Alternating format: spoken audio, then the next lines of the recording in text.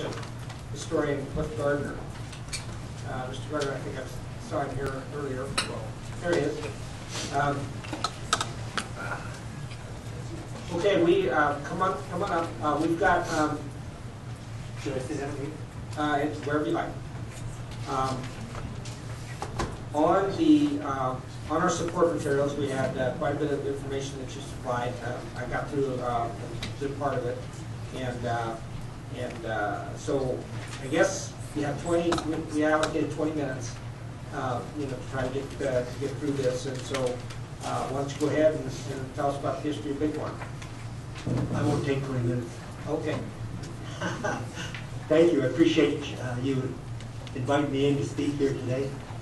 For the record, my name is Cliff Gardne. I'm here representing the Rural Heritage Preservation Project. Not a large organization, just a handful of us, old people, that are disgruntled with some of the things we're seeing going on in Western United States, the state of Nevada, and we are concerned. But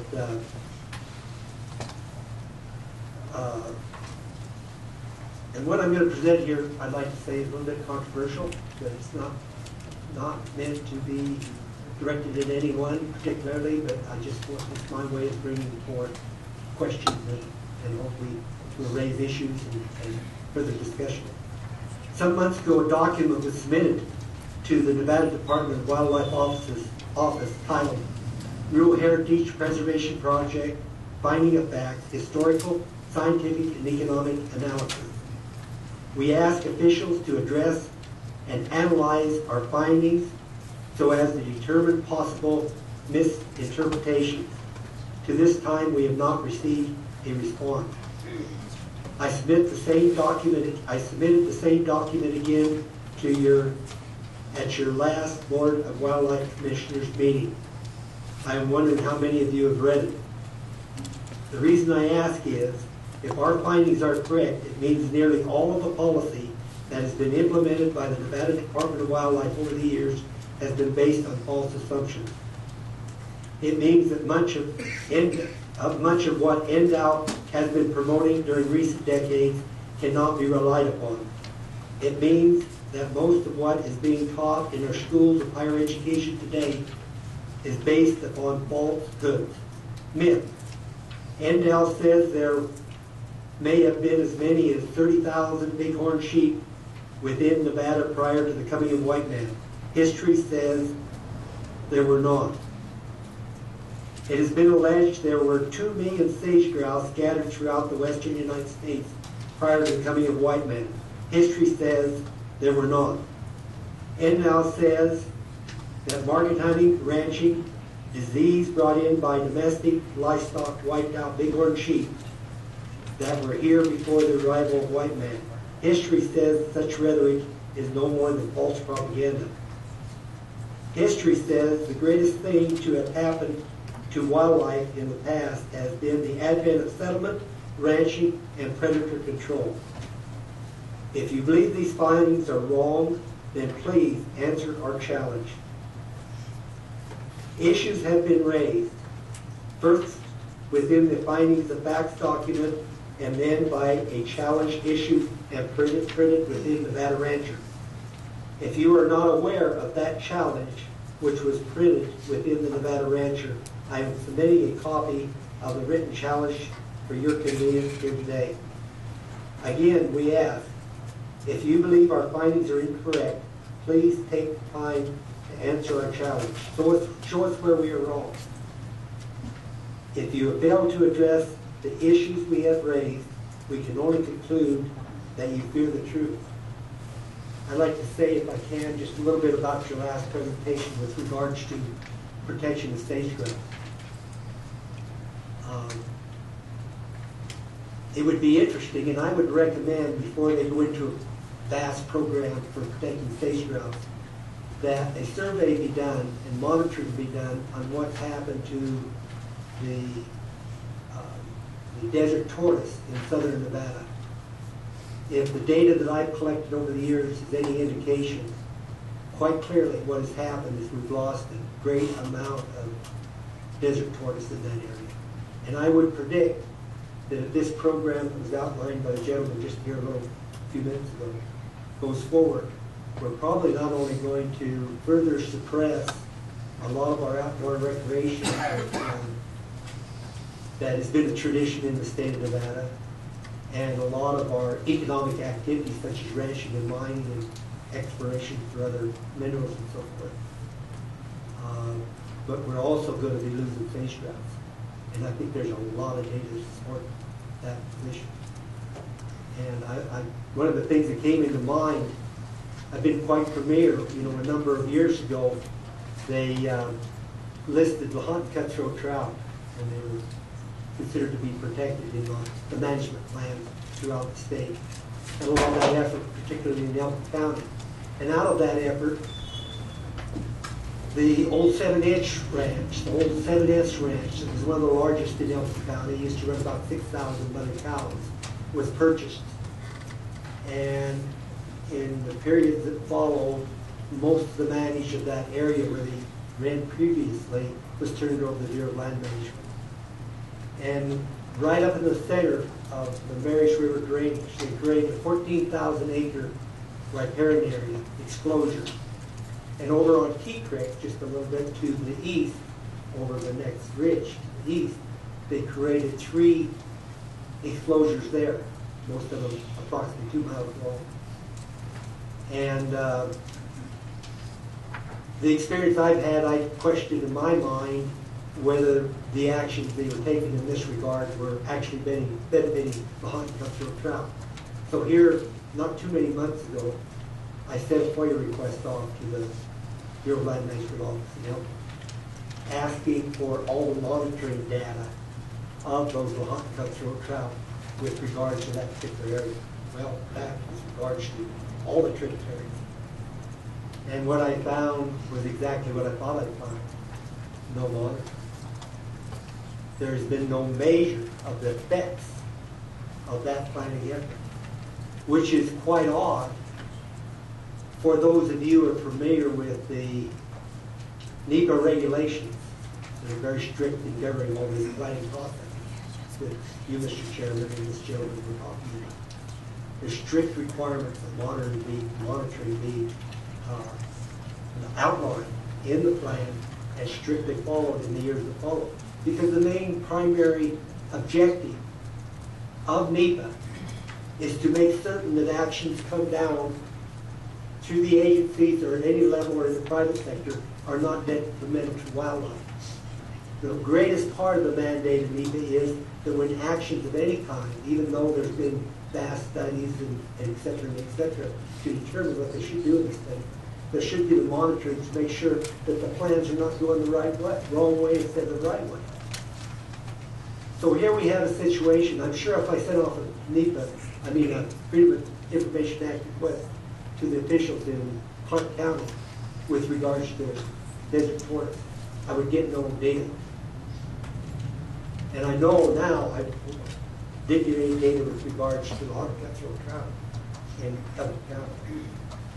This is something that this board can really help us with, is seeing that that data is made available to the public. Because we don't want to go in a whole generation implementing practices that further destroy the economic well-being of this nation and further cause the destruction of many key species, and then wake up a generation or two later having to correct all of that. Thank you very much for your time. Just stay for some questions. Yes. Anybody have any questions? I have a couple. What are your suggested action steps? Because when back in Elko, when I heard you speak the last time, prior to our last commission meeting, public comment, you were advocating expansion of public land grazing as a tool to help out mule deer and that there are beneficial effects of more intensive grazing. And then lately, between your information and Senator Hanson's information,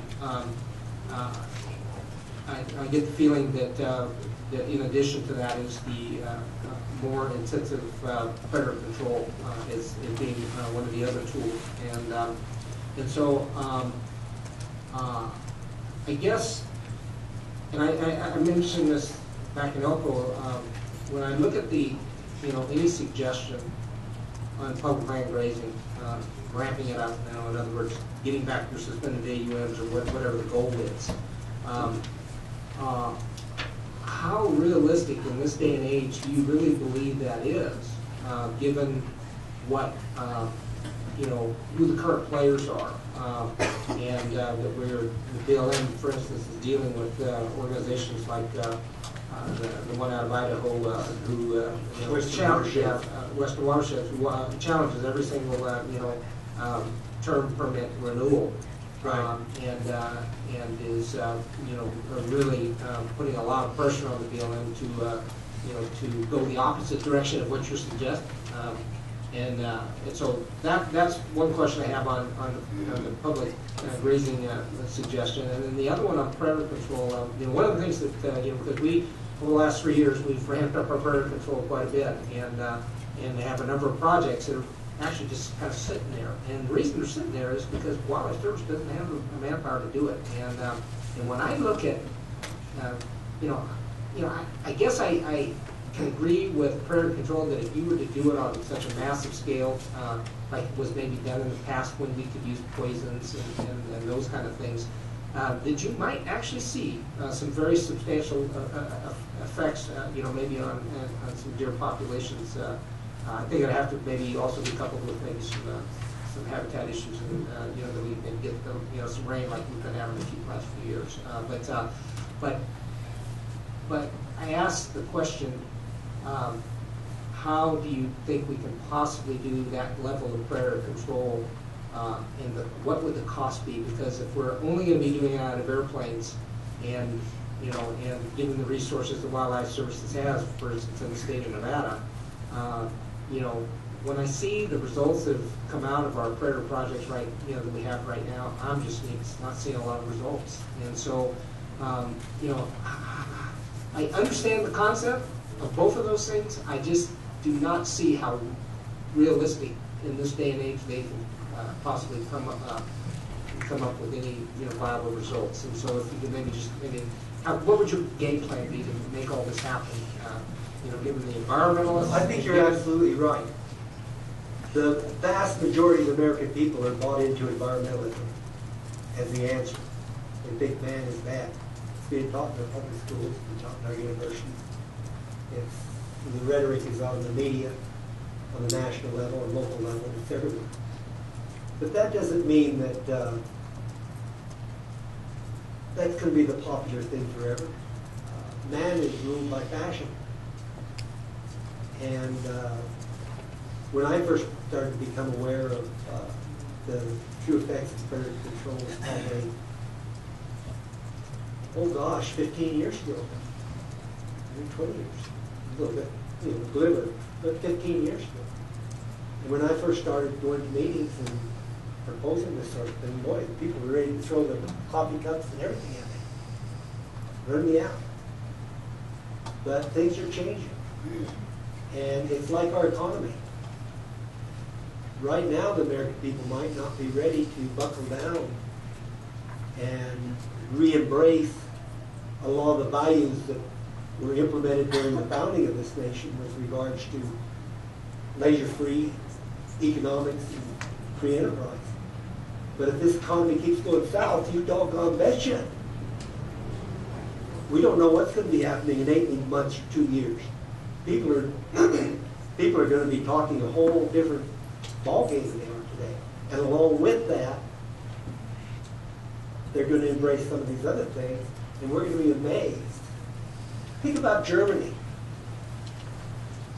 At the beginning of the Nazi regime, everybody was behind the Nazi party. Religiously and philosophically and in their education. But coming out of that whole bad thing that our forebears experienced, our fathers went to war, came home. Coming out of that, you had a new generation of Europeans, and particularly Germans, that were forced to abandon all of those ideas. So I don't think, right now, I agree with you 100%. Today, talking predator control, or to a great degree, is not politically correct. But I do not believe that it won't be. I'm pretty gray here now, so I'm not going to be around too long, probably after I'm not. So I think we're going to have to, just like our economy, we're going to have to address the economic situation in the United States and pay our bills someday. And it's the same way with game out there. You know, you were discussing a little while ago, I was listening, I forget who the presenter was, but you were talking about the fairness that trappers had to be out there equally with other interests. The person that was going up the trail and was scared that the dog might get these split the trap. But I'm sitting there thinking, just because of my background, I'm sitting out here in the audience thinking, well, there needs to be a little bit different approach there, because the guy that's out there trapping, he's doing two things. He's not only as recreation for it, but he's providing a service for society. Because it was if you read back through history, you'll find that really all that happened when we settled the West was, that time, one of the greatest commodities worldwide was furs. Now it's oil and gold. But back there at that time, you go back and read the history, when Cook was coming up the West Coast and they started harvesting the sea animals and everything. The big commodity in the world, the big trade item was furs. And so when we came in the Western United States, all the people that were settling wanted to supplement their income. So they had the kids out there before they went to school and others that were trapping. And it wasn't their intention, other than to protect their farm flocks and so forth. Yeah, that was an objective. But what happened was that all of a sudden we reduced those predators, and it created enough balance that the prey animals were released. And what happened then, in fact, was it not only helped the prey animals, but the release and balance also helped the predators. And we actually, in terms of time period, we decreased, the predators increased as well. So I think that's what, I know it's a new philosophy, it's not popular now, but this is my vision, and I appreciate you letting me express it. Well, I have no problem with us talking about visions, and I just, have to bring it back to today, having experienced an agenda on bears, where we had bear advocates in here, and another agenda on trapping. Just one little other thing I've learned, and I'd like to mention, I know I'm taking way too much time, but I live in Ruby Valley, right next to Ruby Mountains. You need to think about the Ruby Mountains. We've got more private ground and ranchers that have the freedom to go out and control predators than probably any place else in the state of Nevada. And why do you think that 25% of the production of deer over all the years have originated on the Ruby Mountains? It's because I've got two boys. Since their time they were 15, 16 years old, they're in their early 40s now. But they spend a huge amount of their time controlling predators in their time. And that, and plus our agriculture practices. One reason that the Ruby Mountains have such wonderful deer. It's no different than Diamond Range or the monitors. They have just as much, just as much bigger brush. Key winter habitat and other kinds of habitat there as what the rubies do. The rubies are a little more, but really. So I look at those things, and that's some conclusion. Okay, well, thank you very much for Thank you for giving me this time. No problem. Next question. Oh, yeah, I'm sorry. Definitely. Thank you. I'm trying to concentrate this on bighorn sheep. You made the assertion in your support material we saw that bighorn sheep numbers historically were likely far lower than the 30,000 number that undoubtedly was exactly on that. Can you briefly just go over for us the historical basis for it? I mean, I know we've had it in writing, but just, okay, it's great. Okay, what I did, because I'm just a layman, when I began this project, I felt I had to document everything to a greater extent than other people did. So what I ended up doing is collecting all the scientific studies I could with regards to public land or resource management or wildlife. And then I started collecting all the history. So I didn't just go out, when I first started, I'd go out and I'd copy. I did stuff in the library and I'd copy it. But then, a number of years ago, I started collecting all the books. So I probably have the largest private library with regards to earliest exploration and settlers and trappers, all that in the western United States, probably anywhere in this region. And basically what Scott's saying is when I went through all of that, and I'd like people to challenge me. You know, I started writing a column here 2 years ago, and I expect people to challenge me. I'd like, because you need to get into a dialogue. But what I found when I went through all of this stuff, and I was looking at sage-grouse history, mule deer, songbirds, everything, what I found was that there was only 2 instances where there were actually bighorn sheep harvested. Tracks were seen by John Work, principally John Work, a few others. But, you know, and when Simpson came through in 58, 59, came across central Nevada, you know, pioneering what became the Pony Express Trail, he mentioned that there was bighorn sheep on the Rubies, but you didn't see them, you know, it was just Indians related to it. Same way with Sereno Watson, when he came through with the King Party, he was the plant biologist during that expedition in 67, 68, 69, 68. And he mentioned there was bighorn sheep, no bighorn sheep. But I'm not trying to make a point that there wasn't any, so we shouldn't have any today. The point I'm trying to make is, let's look at the truth of what the history was. Let's look at the truth of the habitat of bighorn sheep. You put bighorn sheep on the Rubies up there, and you know, science is not something that what we want and what we wish and what we want to see on the ground. It's what happens. So when they put bighorn sheep on the Rubies, where did they end up? Just outside Wales. So that tells you where the best habitat is. So if you look where those sheep are summering on some remote area where there's a right escape habitat, and you look at where they're wintering, the area that they are living in is so minute to the picture of the entire map of northern Nevada. I mean, you exclude the valleys, you exclude the foothills, you exclude the steeper terrain. Finally, you get down to where there's the right type of vegetation and the right time of escape happens. Then you only got a quarter on a big table that really supplies habitat for the bighorn sheep. So I'm saying, let's realistically look at that. And if we go over that, or if we have too many predators that's causing those sheep to stay in closer to their escape habitat, and they eat everything off within a certain distance,